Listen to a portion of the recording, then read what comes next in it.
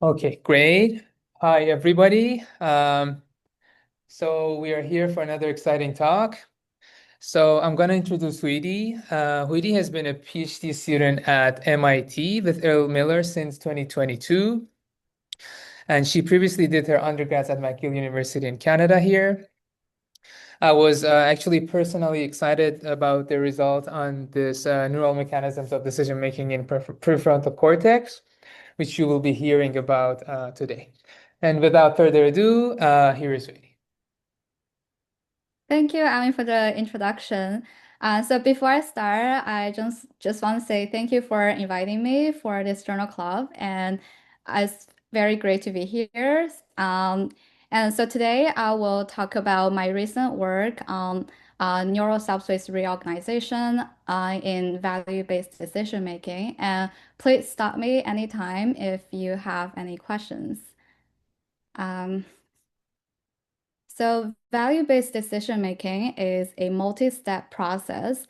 So first, the brain needs to represent the options we have, and then assign values to each option and compare values. And next, select actions based on values, and in the end, evaluate the outcomes. And there are lots of previous studies on the valuation part about how the brain encodes values and compare values, but it's less well understood how the brain transforms the options into action. So in this study, we want to examine the neural mechanism underlying this transformation.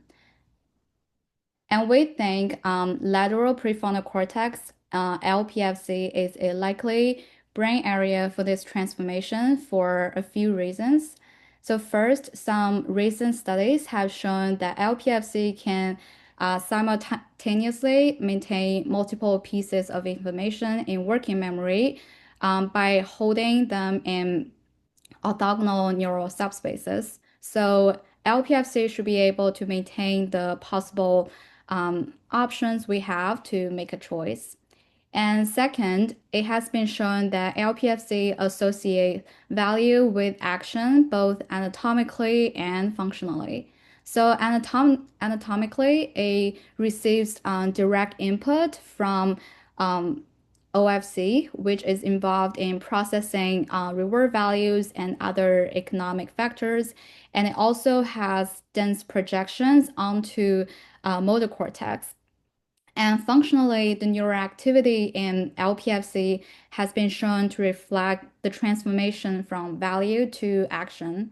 So based on these previous studies, we want to examine this transformation by training monkeys to do a value-based selection task and then record from their LPFC. So here is the task paradigm we used. Because we want to examine how decision transform option representation, we used a novel task paradigm that separate the presentation of options from their value assignment by presenting them at different times. So for each trials, we present two pairs of spatial target and word cues. So each option is a spatial target, and there could be four possible locations. And each reward cue is a color ring, and there are four different colors representing the four reward levels. And after all the four stimuli are presented, the subjects can choose one target location by making a cut to it to get the associated reward. For the later data analysis, we mainly focus on trials that the first reward value is not the lowest or the highest, because only trials in which the first reward values is at the intermediate level will require an explicit comparison between the two reward values. And for the time epoch, we were focused on for the later data analysis, we chose the delay before and after the second reward was presented, because that would allow us to say how the decision transform options into action. And here is the behavior result. So both subjects reliably chose the higher value target, and this heat map showed that both subjects chose the higher value target at above chance level for all combinations of reward. But factors like relative reward, which is the difference between the two reward value, did modulate their choice behavior, like it's shown in this psychometric curve, that the subjects are better at choosing the higher value target when there's a big reward difference, but it's more obvious in one subject than the other. But overall, the subjects consistently chose the higher value target. And then next, we analyzed the neural spiking activity in LPFC while the subjects were performing the task. And here's our main analysis approach. So we look at how the target geometry changes throughout the decision process by computing the alignment between target subspaces. We split the trials into by the two reward conditions. So the first condition is when the first reward is greater, so we would choose the first target. And the second condition is when the second reward is greater, and we choose the second target. Um, we compare the targets in two ways.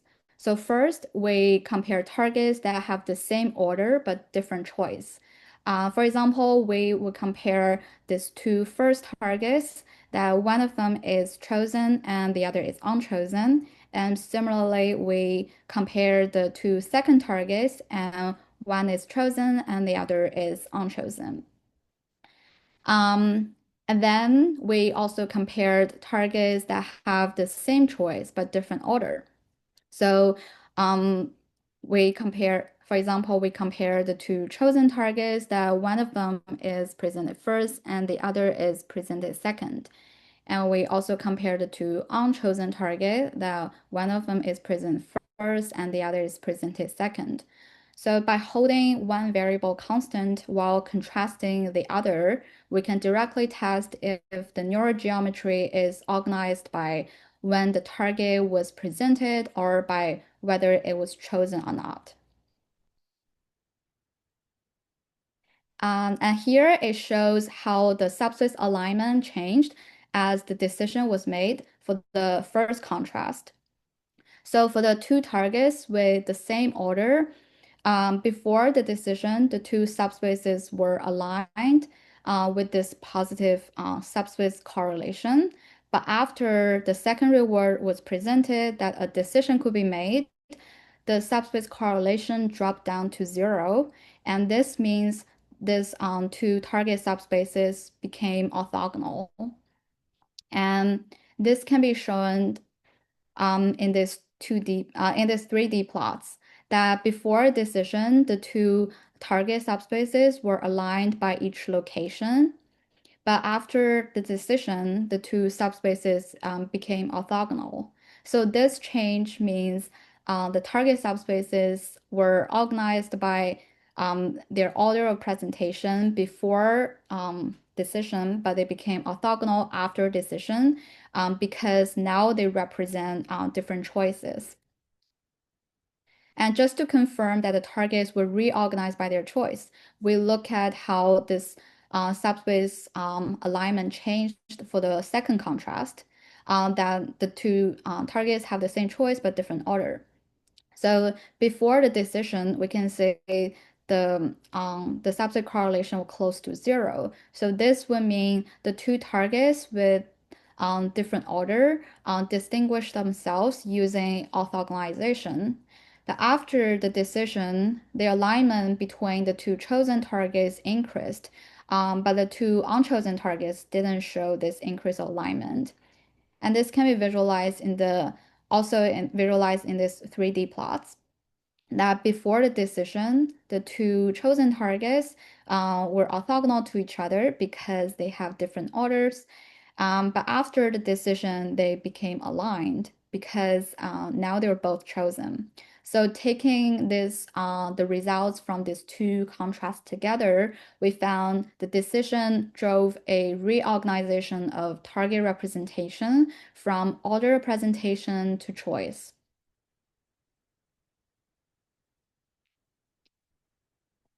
Besides the increased alignment between the chosen targets, we also found increased feature separation for the chosen targets after decision. We trained a LDA classifier to decode the target information. In the condition when the first reward is greater, there is a ramp up of information for the first target. And in the condition when the second reward is greater, there is a ramp up of the second target. Because the LDA classifier works by maximizing the between class variance and minimizing the within class variance. Um, the increased decoding accuracy could reflect either increased between class variance or decreased within class variance or both. So to test this, we computed the between class variance and the within class variance, and we found that the chosen targets have increased between class variance after the decision, but their within class variance stays unchanged after a decision. So this shows that after the decision, the chosen targets increase their feature separation. And based on these results, how do we interpret the role of LPFC in value-based decision making? Our interpretation is that LPFC serves as a hub for option to action transformation that is driven by decision. And LPFC implements the transformation by reorganizing your subspaces, shifting from order-based coding to choice-based coding. And the subspace reorganization is computationally important in two ways. So first, the chosen options were rotated into aligned subspaces, and this can facilitate the downstream readout of target location using a single decoder, regardless of the order representation. And second, the unchosen options were held in orthogonal subspace from the chosen options, and this can minimize the possible interference between them.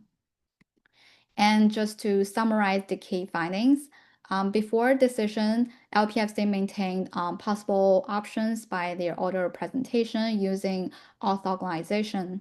And when the decision can be made, the chosen options increase their feature separation and rotate it into a common subspace, facilitating the translation into action. And these findings together illustrate the dynamic changes in representational geometry that support option maintenance and selection in value-based decision making. In the end, I just want to thank my co-authors and people who we have very helpful discussions with on this work, and also our funding sources that support this project. And thank you everyone for your attention. I'm happy to take questions and discuss.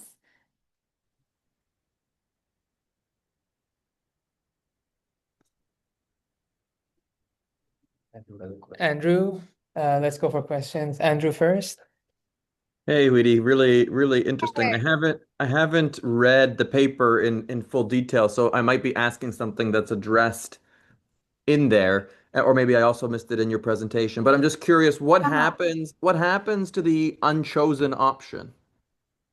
The Oh, representation of what happens in the to that thing once it's kind of discardable from the purposes of that trial? What happens to it in the neural activity? so first, like in terms of their magnitude, like they can still be decoded with accuracy that is like significantly above chance level. And in terms of their geometry, so the two so the two unchosen options, they didn't become aligned, but like all the unchosen options, they were orthogonal to the chosen options.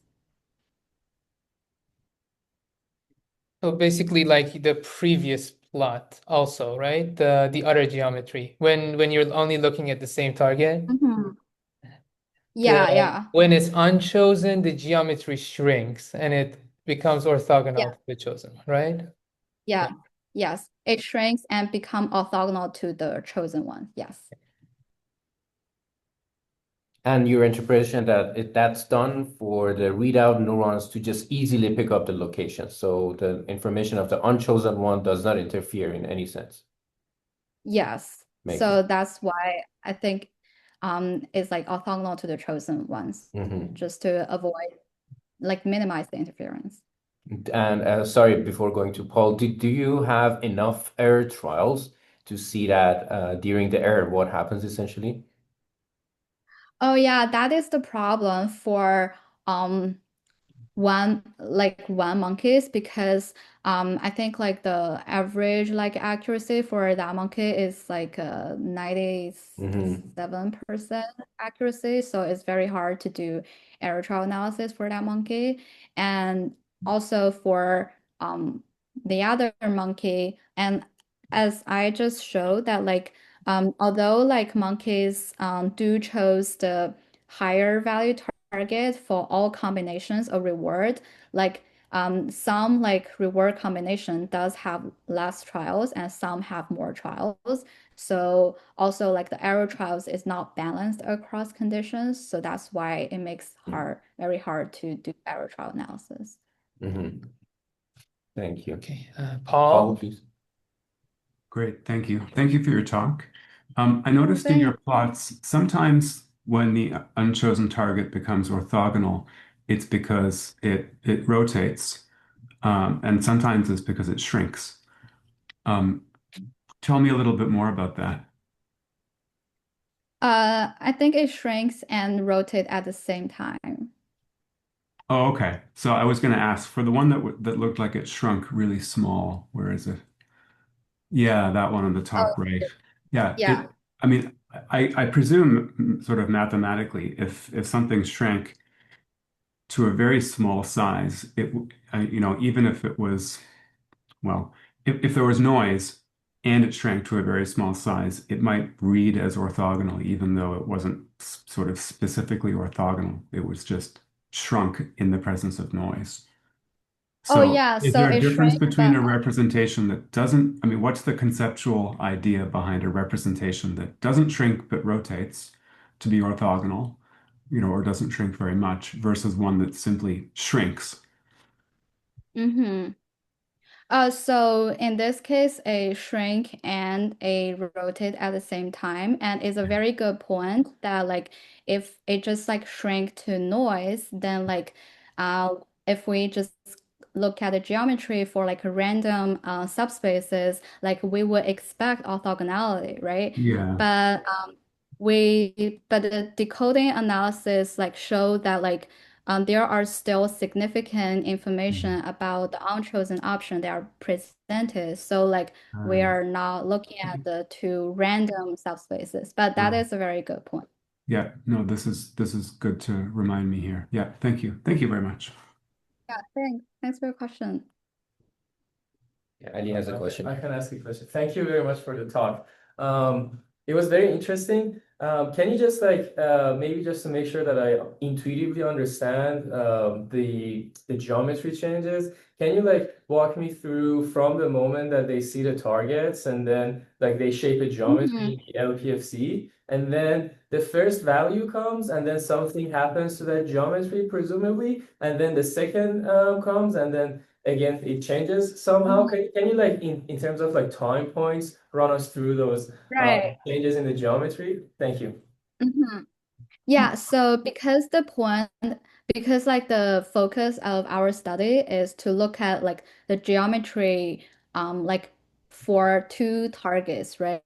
So our task design is like this. So we first like present a target and then a reward queue, and then a target and then a reward queue. So like there are four delays in total. But like for the first delays, there is only one target. And for the second delay, there is a one target and one reward value. And the third delay, we have two targets and one reward. So it's only until the third delay that we have information about both targets. So that is why like the geometry analysis only show like these two delays. Mhm. Does that make sense? Yeah. So for the geometry plots, it didn't show like this delay and this delay. It only show like this delay and then the second reward shows up and then the last delay. Right. Yeah. But I mean, I had the same question as Ali. So let Hmm. me, I can explain myself and you can correct me. So can you go to the geometry plots? The Yes. first one. Uh-huh. So the way that I understand it, yeah, it's this one, is that so if I put your two results together in the same plot, is that for the chosen target, for the same target, when it's unchosen, it becomes orthogonal when it's not decided. But if you look across the two targets when they're chosen, so basically the top plot and the bottom plot post-decision, the red lines go into the same space, right? So basically the Yes. geometry of T2 when it's chosen is in the same size subspace as the geometry of T1 when chosen, right? Hmm. But That's their correct. unchosen geometries are not aligned, right? Yes. Yeah, So the two like blue yeah, subspaces, they are not on the same subspaces. yeah. They So are at their own sub. yeah, they rotate Yeah, into that is correct. different subspaces. The unchosen. Mhm. Okay, okay, Yeah. Can okay. I ask a follow-up question? Yeah. Thank you. Thanks again for the talk. It's amazing. I really love the task. But I was just wondering, what would be your intuition if this gradual presentation of information doesn't exist in the task? I was just wondering, like in many real life situations, it's very rare Hmm. that you have value and location separated and then combined. Usually you have, you know where the more valuable option is already at the same time. Do you think if that also, like if there is a task like that, would you still see that separation and gradual orthogonalization, or all of these just kind of unfold at the same time, both the value and location geometries? Yeah, I think like yeah, that's a very good question. And that is also like kind of like our motivation to design this Hmm. paradigm at first, just to like temporarily like dissociate everything to say if there's a change of geometry.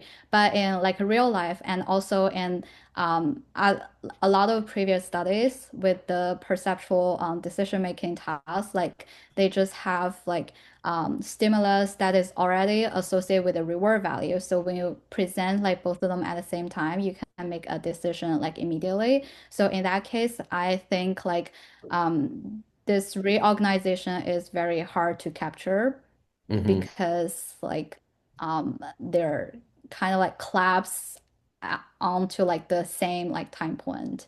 But I do think like this reorganization will happen, but it's like it needs like careful like task design to capture them. No, I love the separation. It's just a very like amazing first step. But like one thing I can imagine is that you have the exact same task, but in the same session or like in a different one, you have both all the information given at once. And then you project that data onto these separated subspaces coming from the like a temporally separated task and to see if they occupy again or just not. Oh, I think like at least like we can look I was also expect a organization of subspace by choice, but Mhm. like we just couldn't say this transformation from like this like shift from like a Mhm. like order based to like a choice based. I Yeah, think it's like a choice immediately. yeah, yeah. Thank you. Thanks. Paul, no, Andrew, I think. Yeah, that's Andrew. Yeah, I was going to ask something similar to Murda, but let me just flip it a little bit. It's such a rich task, and I'm just curious about the choices you've made here with respect to presenting the spatial information first. Basically, the question is how much of this is riding on a scaffolding of the spatial information? Imagine a situation where instead of presenting everything at the same time, you presented the value information first,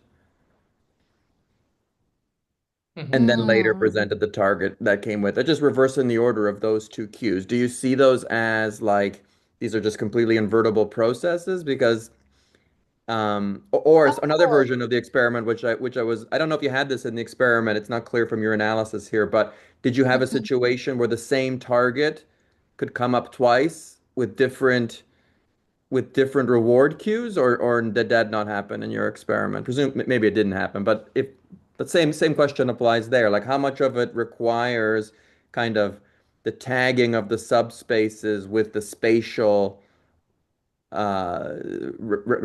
representation of target position.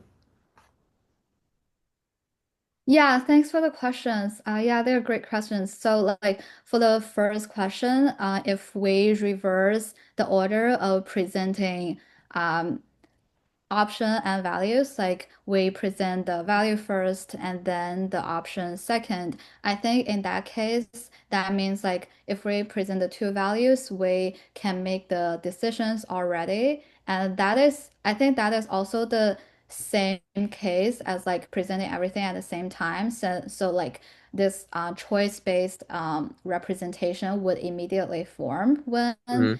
um, when we like present value first and then option later.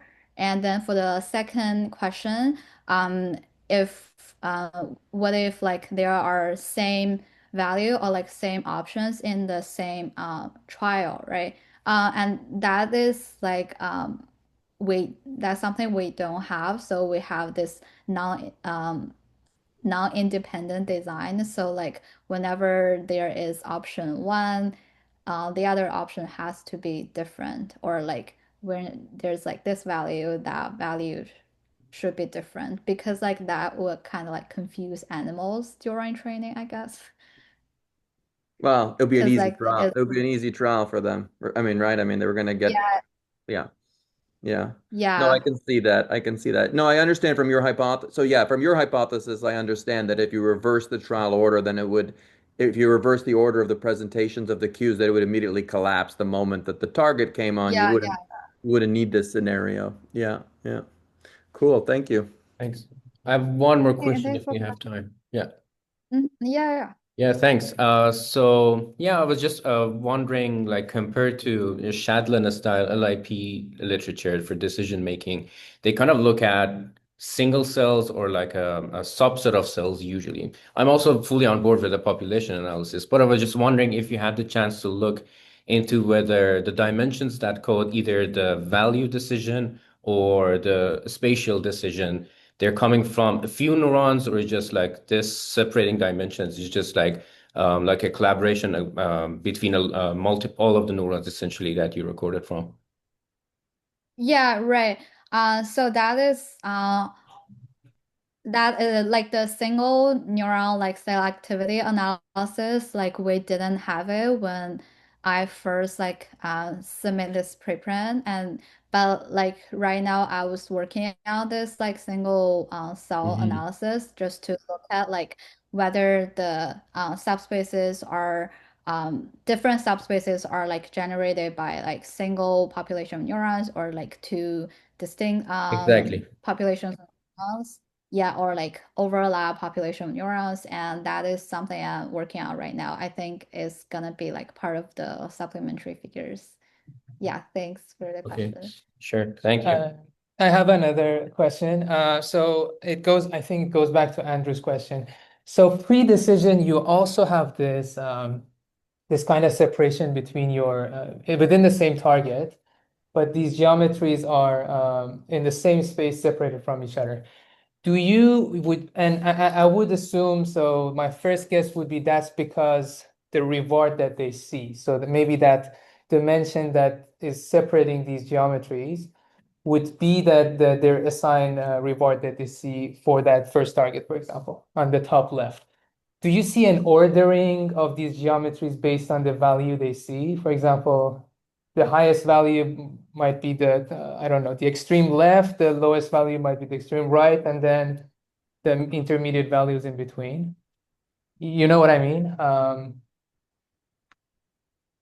Like the inter like the you mean like higher and highest, lowest, and like intermediate levels of like the first reward, I Of the guess. first reward, yeah. Oh yeah. Pre-decision or the second reward pre-decision.